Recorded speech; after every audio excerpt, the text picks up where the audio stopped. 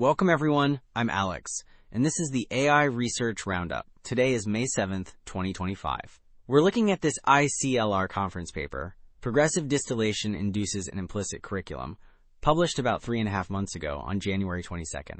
It tackles a common puzzle in knowledge distillation. That's where a student AI learns from a teacher AI, but a smarter teacher doesn't always make a smarter student. This paper explores progressive distillation, where the student learns from the teacher's intermediate training stages, or checkpoints. The idea is these checkpoints provide an implicit curriculum, a hidden step-by-step learning path, helping the student learn faster. Okay, so to see this in action, Figure 1 presents 3 plots illustrating training speed. The y-axis shows top 1 accuracy, essentially how often the model's best guess is correct, while the x-axis tracks training steps. Across different setups, a multi-layer perceptron, which is a basic AI model, on a sparse parity task, a test for learning logical patterns, a more advanced transformer model on the same task, and even a transformer tackling a probabilistic context-free grammar, a rule-based language structure. The green line, for progressive distillation, consistently shows much faster learning. It outperforms both one-shot distillation, shown in orange, and standard cross-entropy training in blue. Building on that faster learning we saw, Figure 2 here really digs into why progressive distillation is so effective, especially for that sparse parity task. On the left, we see the teacher AI's accuracy improving, with 3 specific training checkpoints highlighted. Now, the middle plot is key. It shows that during the teacher's rapid learning phase, around checkpoint 2, its understanding is strongly linked to degree 1 monomials, which are the simplest building blocks of the logical pattern it's learning. And crucially, the right plot demonstrates that only when the student model uses this specific checkpoint 2 for learning does it achieve top accuracy. Alright, so moving to a more complex language task, Figure 4 looks at a BERT model. That's a powerful type of transformer, learning a probabilistic, context-free grammar, a rule-based language structure. The left plot shows the teacher's validation loss, a measure of its errors, dropping through distinct phases. The middle plot tracks mRobust, essentially how well the teacher handles small changes to n-grams, which are short sequences of words. The teacher's robustness to these n-gram changes peaks at an intermediate checkpoint, C1, especially for shorter n-grams. And the right plot confirms the student gets its highest accuracy when learning from this exact C1 checkpoint. This result really underscores that sweet spot in the teacher's training for the student.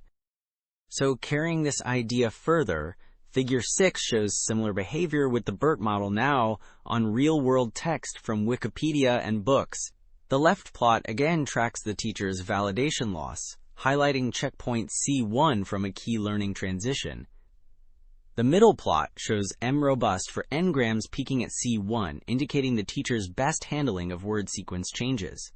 And, just like before, the right plot confirms the student BERT, which uses attention heads, components that weigh word importance, achieves highest accuracy predicting masked words when learning progressively from this C1 checkpoint. This reinforces the sweet spot idea.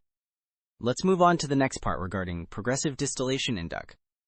Okay, so Figure 14 then explores if the acceleration benefit of progressive distillation holds up even when the teacher provides very direct guidance, using what are called hard labels. The plot tracks accuracy over training steps for students learning with different distillation temperatures, a setting that controls how nuanced the teacher's guidance is. We see that even with very low temperatures, like temp 0 feet or temp 1 times 10 to the minus 4 foot, which make the teacher's guidance very definite by focusing on its logits, its raw output scores. Students still learn quickly and reach high accuracy. This demonstrates the implicit curriculum's effectiveness isn't just from soft targets, but significantly from the structured progression itself.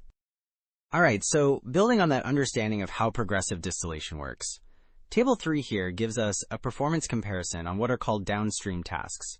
These are new related tasks, like sentiment analysis, natural language inference, or NLI, which tests if one sentence logically follows another, and topic classification. The models, using checkpoints from that Figure 6 we discussed earlier, were fine-tuned, meaning they got a bit more training on these tasks. And look, The students trained with progressive distillation consistently outperform the others, like one-shot distillation and standard cross-entropy, by an average of nearly a full point. This shows the benefits aren't just faster learning, but better overall performance.